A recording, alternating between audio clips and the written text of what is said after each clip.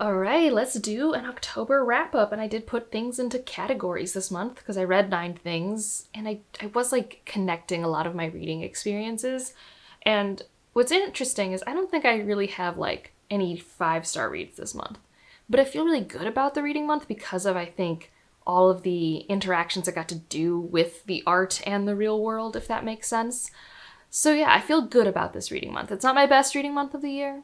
I would still like more 5 stars, but it was pretty good. And I'm still like, I finished a book this morning and I'm like still ruminating on how I feel about it, which I do think is like at least a worthwhile experience. But let's start actually with my in real life buddy read sort of category. And so these are just things I don't even know if I would call buddy reads. These are books I'm reading with other people in my life at the same time. Like, we don't like check up in Discord or in Voxer or anything like that. And the first one was Discount Armageddon by Shauna McGuire. And so, yes, this is the first book in the Encrypted series, which is some series I think that started in the early 2010s. It's still going today, I believe. And it has like slightly more wholesome Buffy vibes to me. Like, it's an urban fantasy setting. We're in New York City. Our main character is part of a family that likes to basically make sure cryptids can exist well with society, like very Men in Black sort of coded. If you don't exist well, you need to be removed, but for the most part, you know, they don't want to just kill things willy-nilly.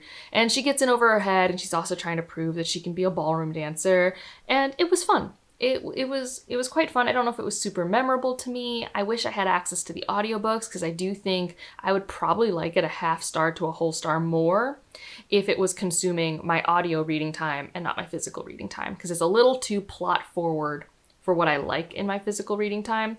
But I will be continuing because my friend wants to continue. The other one I read, I don't think I've gotten to talk about on the channel other than I was going to maybe read it, is The Wall of Winnipeg and Me, which is my first Mariana Zapata, who I know is known more in the indie romance space, I think.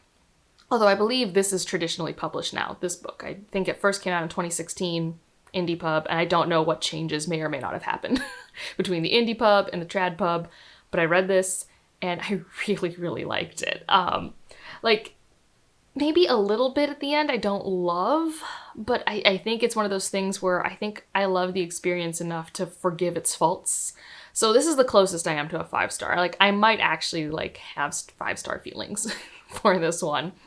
So this is a very, very, very slow burn marriage of convenience romance.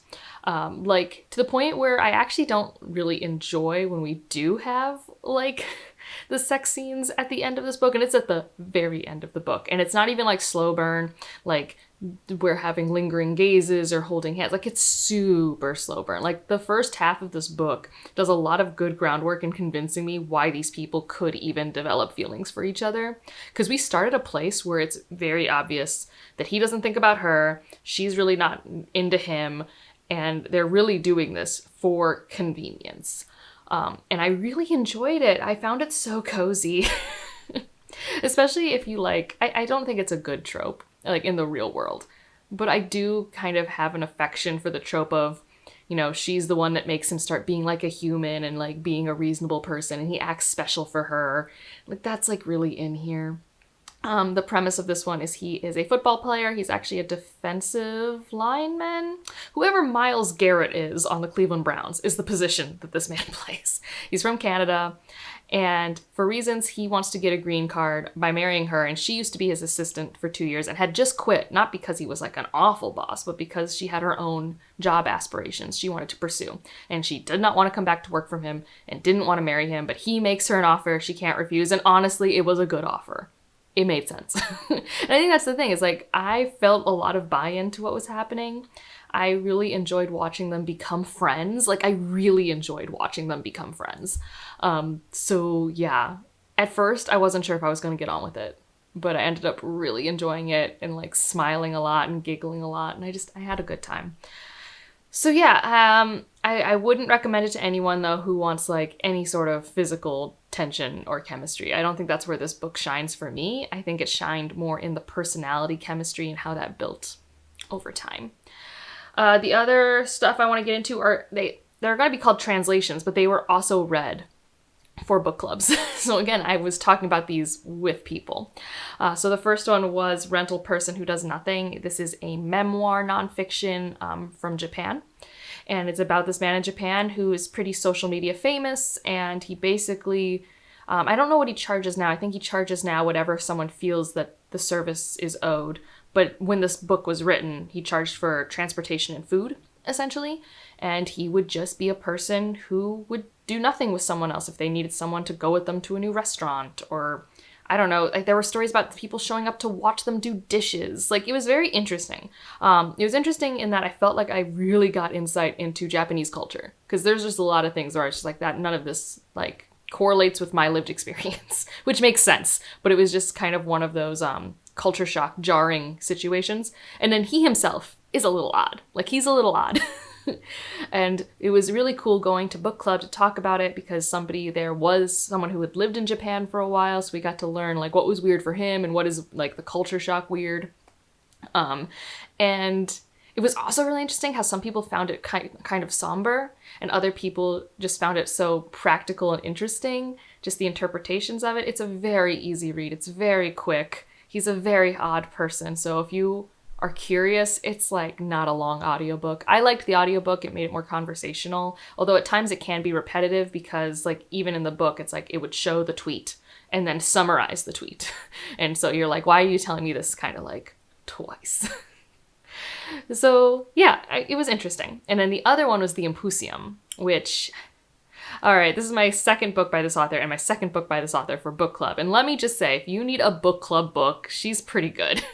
Like, people are gonna have thoughts. People are gonna like or not like, be confused. You can unpack stuff with her works. So this one, I really like the time period. It's 1914, right before the First World War, right after germ theory is really starting to exist, and like we know that tuberculosis is caused by bacteria, and we're in one of those places where people of means can go to basically live out their days while they hopefully recover from tuberculosis in the clean mountain air. And folklore horror ensues, and this is an entirely super misogynistic subgroup of individuals that we're associated with. And it was just really interesting. I don't think I loved it, but I loved talking about it. I really liked seeing some of the metaphors. I really liked what the author was trying to do, and I think in some ways succeeded in. This is one of those rare books that for me, I felt as untethered as a main character, which I don't always love in a book. But the weird nebulous passage of time, what's real, what's not real, what's grounded, what's just the fever dream of just like existing in this malaise of perpetual fatigue and recovery. So I thought that like, that was done really well. I really like the author's note. I highly recommend reading the author's note, even if you have the audiobook or something, because woo. It does suffer from this whole thing where everyone has like 4 or 5 names, and that was hard for me to keep track of with the audiobook. But I think the narrative framing, I think some of the payoff, although seems to be way better for other readers based off Goodreads, was still fun for me. And yeah, it was just really interesting. And like I said, I think I can really respect how deliberate all the choices were. So that was a book I read. I don't know if I'll keep reading books by her. I've heard good things about her, like interconnected short stories. I don't think the long book, the one, is it Books of Jacob? Or maybe it's Books of Job. I don't remember. But one of those two names, that seems a little long for me. But I'm glad I got to discuss it again. Let's get into my next category, which I'm calling like, I don't know, tragedy sort of thing, because tragedy is a big theme of a lot of these books. Starting with Remember You Will Die. I think we'll start with this one. I read this one because it's one of those Ursula K. Le Guin Award in Fiction books I hadn't gotten to, and I really wanted to try. Like, I didn't make it a goal this year to read everything, but I did try to dabble in a fair bit. I think I've read most of them. I think there were 3 I didn't read. One I knew I wasn't going to read, which happened to be the winner. But, like, I'm not reading it. I tried the first 50 pages of Rakesfall, and that just wasn't happening. I'm actually still interested in Archangel of Punk, and I still have The West Passage on my TBR, but I didn't feel the need to, like, get it all read for, like, a video or something like that. So I read Remember You Will Die, and this one is completely obituaries and definitions. It's essentially an artificial intelligent being going through the motions of grief by going into like internet rabbit holes. That's like essentially how it is. It's like they Google one thing that leads to another thing. So it's like one obituary links to another and another. And you kind of go in and you come out. It's like threading a needle sort of thing in terms of the rabbit holes that we go down. And you slowly get to piece together the picture of what's happening. Something that let me down in terms of my expectations is this is more literary. And the only reason that's an issue is because I was hoping there would be like a bigger satisfaction or reveal to the puzzles I was putting together. And it really wasn't that. I thought it might be that way, and it would have been that way more so if it was more traditional science fiction, I feel. At least that's the trope I have noticed more often with this type of book. But this was more of just, I think, as a third party, looking at this person processing grief. And then also just getting to see all these different ways people's lived their lives and are interconnected and appreciating that. And also, it has some really interesting thoughts about the future. Like, this is a book where a lot of these obituaries are hundreds or 200 years from now. So we are in the future, and the imagination of what would happen to Earth, what would happen with technology, was really cool. Like, that part of the world building I thought was actually really interesting, fairly consistent. But then it also would pull from obituaries from, like, the 1800s. Like, it was really interesting seeing the world evolve, seeing what issues stay constant, seeing what issues evolve and change. And I really enjoyed it. Like, I really did. I didn't love it as much as I wanted to love it, but I did enjoy it. So I'm glad I read it. It was something that pushed me out of my comfort zone, and I just thought was really interesting. And I do think that if you're at all, like, your interest is piqued at all by anything I've said, give it a shot. See what you like about it or maybe don't like about it. And then another one is The Isle in the Silver Sea by Tasha Suri. This is the new Tasha Suri, and like the whole premise of this is that our main characters are trapped in a tragedy of a story that is meant to keep repeating itself till the end of time. This is a land that basically only wants its stories to exist in a certain form, and they kind of get reintegrated into people. And we're watching these two people kind of fight against that, notice what's maybe corrupt about it, notice what's happening to the land around them. And I liked it. I didn't love it, but I really liked it. And I think the only thing preventing me from loving it was my connection to our two main characters. I think the themes and the world building and the actual pacing of the story was very good. Like, I actually enjoyed all of that. But I just never, like, right now I don't even remember their names. Like, I'm completely blanking on it. They really are the witch and the knight. And maybe that's the issue. I think we were trying to straddle the line of these people embodied archetypes of a story, but are also their own people. And I think even they were struggling with that. And I don't necessarily think that was over ambitious to do. I just don't think it came through the way I wanted it to. So not everyone can be Priya and Milani, is I guess what I'm saying, because she also wrote a series. I really love the Burning Kingdoms trilogy. So yeah, I enjoyed it. It's a good standalone. If you want a medieval standalone about imperialism and storytelling and who gets to have their stories exist within a land, I think it's really rich in that regard and like a really fun story that also just seamlessly encompasses those themes. And then the next one is truly tragedy, is what it inspires the story, is More Perfect by Temio. It's based off Eurydice and Orpheus, like Hadestown, like super depressing. And I really liked the retelling part of it, and I really liked the sci-fi part of it. I don't know if I really liked the parallels of how those two were trying to end at the ending of this book. I'm still on the fence about that. So we are in near future. 2050, 2100, like it's near-ish future. And we now have these technical devices where people can basically have an augmented reality different from the person next to them. And at this point in the book, not everyone is forced to have it. But I love when we have these like texts that really make existing different for the average person. And then the discussion of total acceptance and what that can mean. And so that was very cool. The discussion of how it is affected by governments or technology company, who has whose best interest in heart, what are some nefarious ideas, and then tied into it are these two individuals who kind of get in the crosshairs. So I think Moremi is our Eurydice, and then we have a character named Orpheus, and they have very different backgrounds and very different relationships with this tech. And I think like the underworld is meant to be these dreams, and how this dream tech really gets warped and how it's handled. Like how prisons are handled is fascinating and like super, I don't know, I should just, But what I think is really interesting, but I don't think, even though this book is very long, and I don't necessarily want it to be longer, we didn't have enough time to like cook with it, is that we have these people who want to make sure that this tech isn't forced on everyone. And they have these like groundwork of plans laid out that our characters have been stumbling through. And like, it's kind of a lot of coincidences, but that's fine because that's like how these like Greek tellings are. It's like, of course you happen to be the most important person around to be in the story. But I don't know how I felt about the payoff, because I do think it's right that they would also have problems in their rebellion.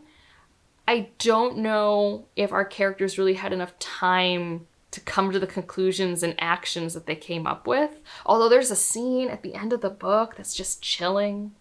Anyways, I do enjoy it. I'm really glad I finally read this. I think people are sleeping on this, especially with like the popularity of things like Hadestown. Like, I think this is a really good near future sci-fi with a really strong retelling in it.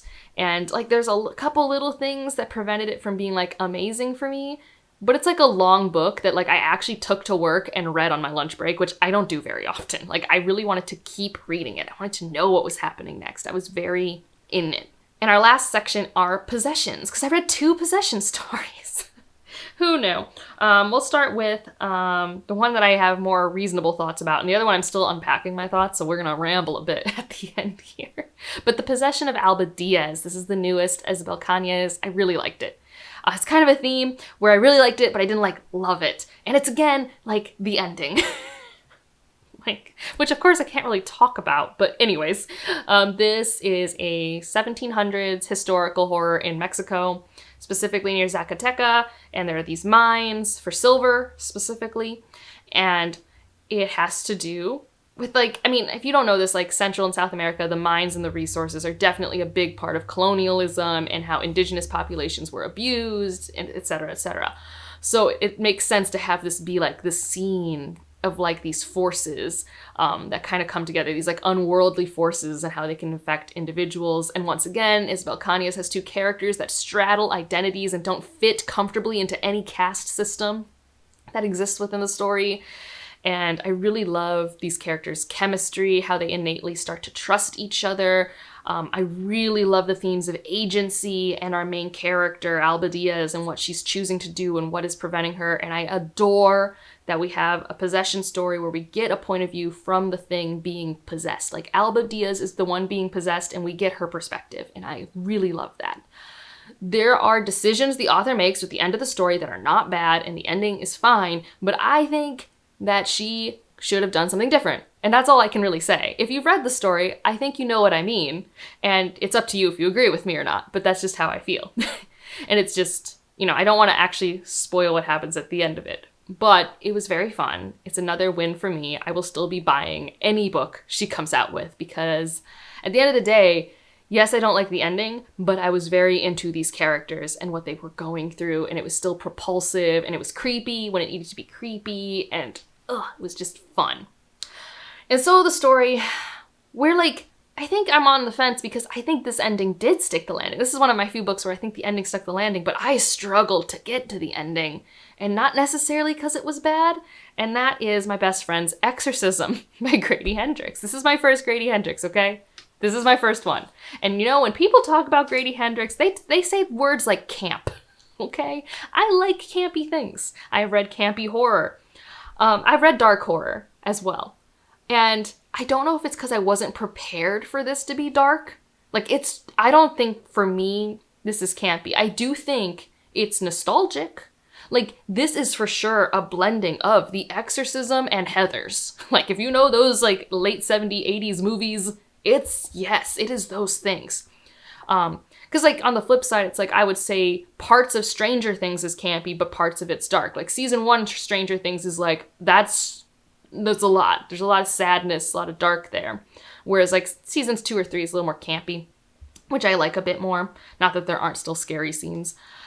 And so I'm reading this book, and I think there are 2 main issues. One is I was unprepared.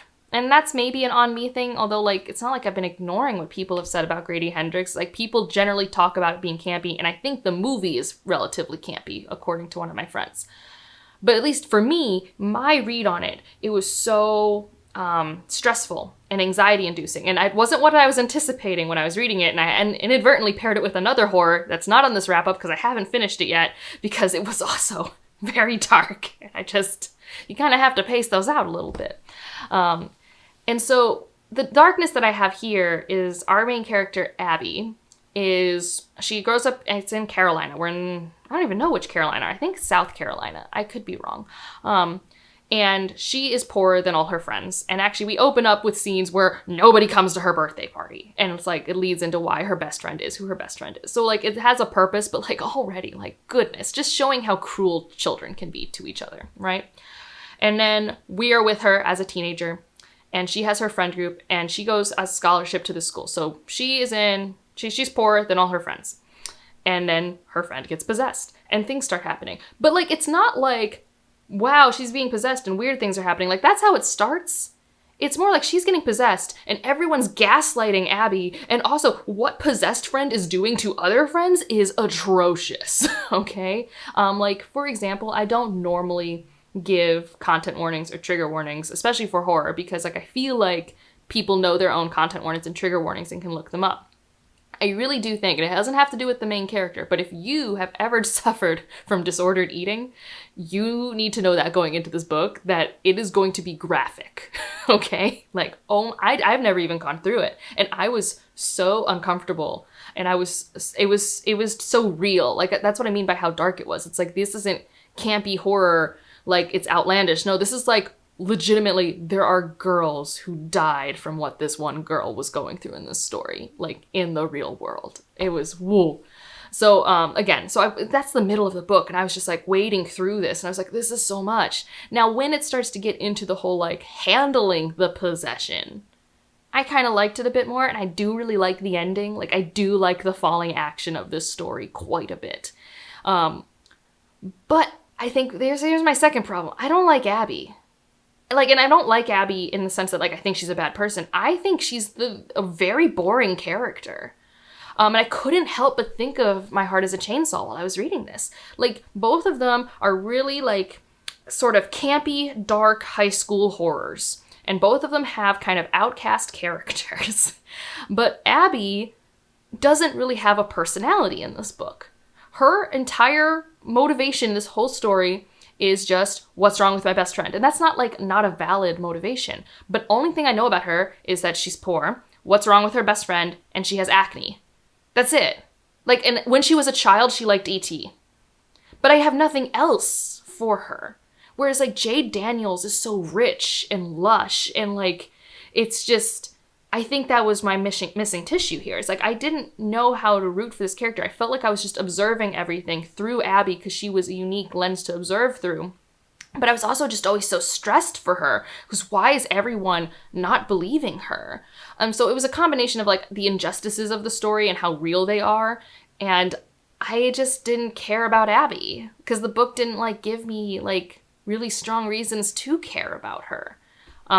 Maybe it was meant to be more of a self-insert, but then if I do that, I'm even more uncomfortable. So yeah, I have very mixed feelings about this book. I have no idea what star rating I've put here. Editing Angela will figure that out. It's probably between a 3.5 and a 4. I do really like the falling action, and I do struggle with the fact that some of my issues are not necessarily things the book did wrong. Like, I think the Abby characterization is not necessarily something the book did wrong, but that is something that, like, it made choices. I don't always agree with those choices. The darkness, I don't think is an issue. I just wasn't really emotionally prepared for it, I think. It just, especially because, like, it's just, it sucks when you just get to see realistic depictions of people sucking with each other. Like, it's just like, that wasn't really what I was signed up for, I felt, when I was picking this up. Yeah, I don't know. That's just how I felt. So those are the books that I read. It was a pretty good month. I at least enjoyed engaging with everything. I don't really think there are any misses. Obviously, I loved some things more than others. So yeah, you know, did we succeed? Sort of. We didn't really get all hits, but I enjoyed all my experiences. What were your highlights from October? What views do you have that you agree with or disagree with me, especially with, like, you know, My Best Friend's Exorcism. I know that's, like, a very popular read. And, like, I'm so on the fence on if I'll read more Grady Hendrix after that. Just because I don't know. I don't know. I feel like he's going to do things I like, but just, like, not as much as I like it other authors do, maybe? I don't know. I'll have to decide. If you like Grady Hendrix, feel free to pitch which one you think I should read next based off what I like in horror and based off my thoughts on this one. And otherwise, like if you liked it, subscribe if you want to, and I'll see you in the next one. Bye.